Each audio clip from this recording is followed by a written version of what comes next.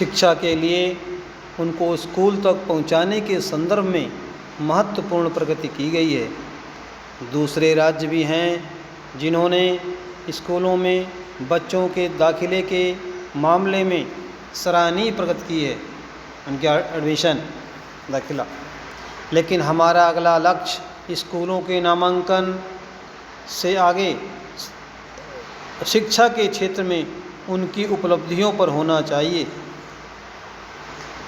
हमारे बच्चे कक्षाओं तक पहुंच तो रहे हैं, लेकिन वहां जाकर वे कितना कुछ सीख पा रहे हैं, कितना ज्ञान अर्जित कर पा रहे हैं, आने वाले नए औद्योगिक युग के लिए हम उन्हें किस प्रकार तैयार कर पा रहे हैं और कितना तैयार कर पा रहे हैं, ये सवाल ऐसे हैं जो हर माँ बाप, हर माता पिता को परेशान कर रहे हैं।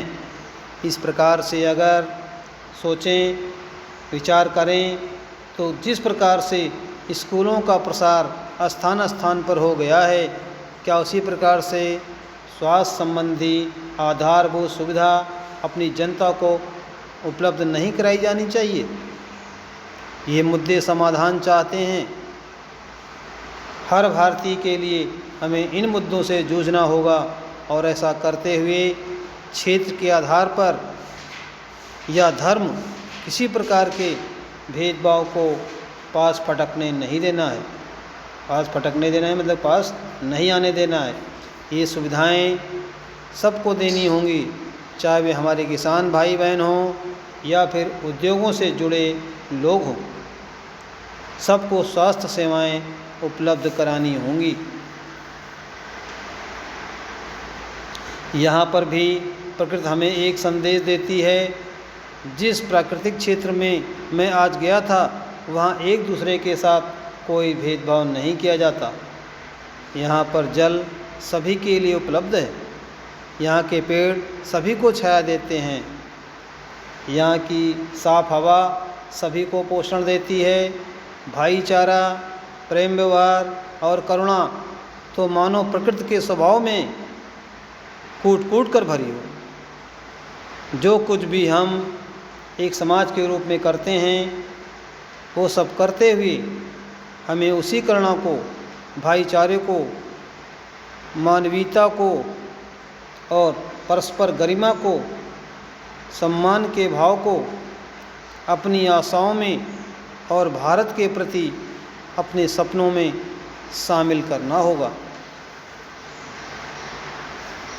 इन सब के मूल में मेल मिलाप, मिलने जुलने की भावना है। सबको एक सूत्र में पिरोने वाली भावना है।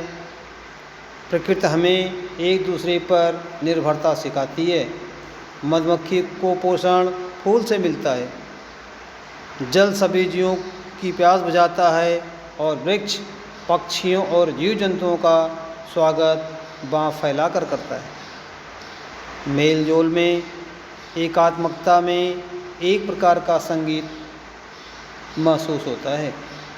ऐसा प्रतीत होता है कि जैसे कोई ईश्वरीय बंधन है, भगवान का बंधन है। इन सब के बीच जीवधारी चाहे छोटा हो या बड़ा, शांत हो या शोर करने वाला, सभी को मिलजुल कर साथ साथ पुष्पित पल्लवित होने देती है। प्रकृति किसी को रोकती नहीं। किसी में छोटे फूल खिल रहे हैं, कहीं बड़े खिल रहे हैं।